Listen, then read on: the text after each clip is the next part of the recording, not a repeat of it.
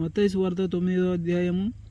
తర్వాత ఆయన దోణి ఎక్కి సముద్రం దాటి తన పట్టణంలో ప్రవేశింపగా, ఇదిగో జనులు పక్షవాయువుతో మంచం పట్టి ఉన్న ఒకరిని తన యొద్దకు తీసుకొని వచ్చిరి. యేసు వారి విశ్వాసం చూచి, కుమారుడా, ధైర్యంగా ఉండుము, నీ పాపములు క్షమింపబడి ఉన్నవని పక్షవాయువు గల వానితో చెప్పెను.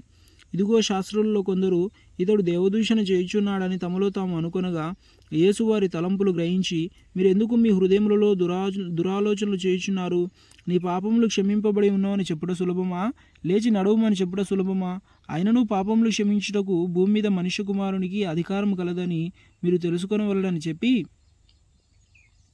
ఆయన పక్షవాయువు గలవాన్ని చూచి, నీవు లేచి నీ మంచమెత్తుకొని నీ ఇంటికి పొమ్మని చెప్పగా, వాడు లేచి తన ఇంటికి వెళ్ళెను.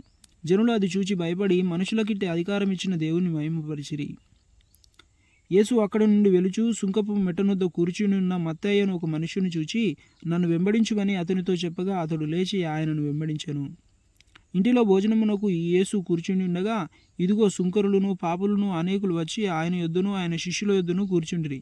పరిసయ్యులు అది చూచి, మీ బోధకుడు సుంకరులతోనూ పాపులతోనూ కలిసి ఎందుకు భోజనం చేయుచున్నాడని ఆయన శిష్యులను అడిగిరి.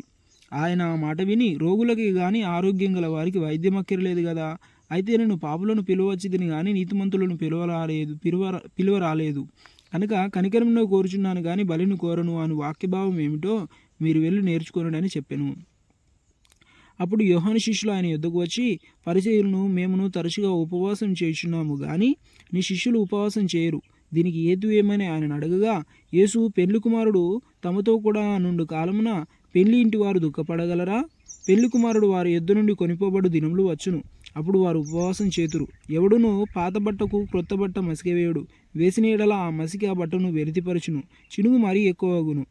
మరియు పాత త్రిత్తులలో క్రొత్త ద్రాక్షరసం పోయరు, పోసిన ఎడల తిత్తులు పిగిలి ద్రాక్షరసం కారిపోవును, తిత్తులు పాడగును. అయితే క్రొత్త ద్రాక్షరసము క్రొత్త తిత్తులలో పోయిదురు, అప్పుడు ఆ రెండును చెడిపోకయుండెనని చెప్పెను. ఆయన ఈ మాటలు వారితో చెప్పుచుండగా, ఇదిగో ఒక అధికారి వచ్చి ఆయనకు మొక్కి, నా కుమార్తె ఇప్పుడే చనిపోయినది, ఆయనను నీవు వచ్చి నీ చెయ్యి ఆమె మీద ఉంచుము, ఆమె బ్రతుకునెను. ఈ యేసు లేచి అతని వెంట వెళ్ళెను. ఆయన శిష్యులు కూడా వెళ్ళిరి. ఆ సమయమున ఇదిగో 12 సంవత్సరముల నుండి రక్తస్రావ రోగం గల ఒక స్త్రీ, నేను ఆయన పైవస్త్రం మాత్రము ముట్టితే బాగుపడుదునని తనలో తాను అనుకొని ఆయన వెనుకకు వచ్చి ఆయన వస్త్రపు చెంగు ముట్టెను. యేసు వెనుకకు తిరిగి ఆమెను చూచి, కుమారి, ధైర్యంగా ఉండుము, నీ విశ్వాసం నిన్ను బాగుపరిచెనని చెప్పగా, ఆ గడియ నుండి ఆ స్త్రీ బాగుపడెను. అంతలో యేసు ఆ అధికారి ఇంటికి వచ్చి పిల్లను గ్రోవులు వాయించు వారిని గొల్లు చేయుచుండు జనసమూహమును చూచి, స్థలమీయుడి, ఈ చిన్నది నిద్రించుచున్నదే గాని చనిపోలేదని వారితో చెప్పగా, వారాయనను అపహసించిరి. జనసమూహమును పంపివేసి ఆయన లోపలికి వెళ్ళి ఆమె చేయి పట్టుకొనగానే ఆ చిన్నది లేచెను. ఈ సమాచారము ఆ దేశమంతటను వ్యాపించెను. యేసు అక్కడి నుండి వెలుచుండగా 2 గ్రుడ్డివారు ఆయన వెంట వచ్చి, దావీదు కుమారుడా, మమ్మను కనికరించుమని కేకలు వేసిరి. ఆయన ఇంట ప్రవేశించిన తర్వాత ఆ గుడ్డివారు ఆయన యొద్దకు వచ్చిరి. యేసు, నేను ఇది చేయగలనని మీరు నమ్ముచున్నారా అని వారిని అడగగా, వారు నమ్ముచున్నాము ప్రభువా అని ఆయనతో చెప్పిరి.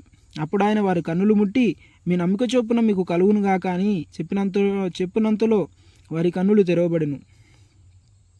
అప్పుడు యేసు ఇది ఎవరికినీ తెలియకుండా చూచుకొనుడని వారికి ఖండితంగా ఆజ్ఞాపించెను. ఆయనను వారు వెళ్ళి ఆ దేశమంతటా ఆయన కీర్తి ప్రచురం చేసిరి.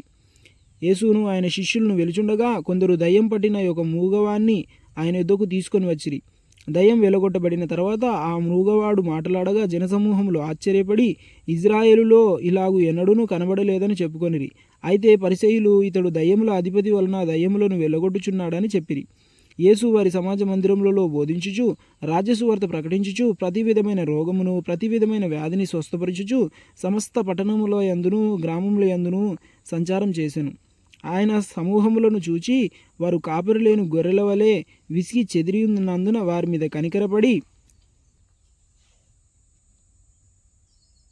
కోత విస్తారమే గాని పనివారు కొద్దిగా ఉన్నారు గనుక తన కోతకు పనివారిని పంపమని కోత యజమానుని వేడుకొనుడని తన శిష్యులతో చెప్పెను.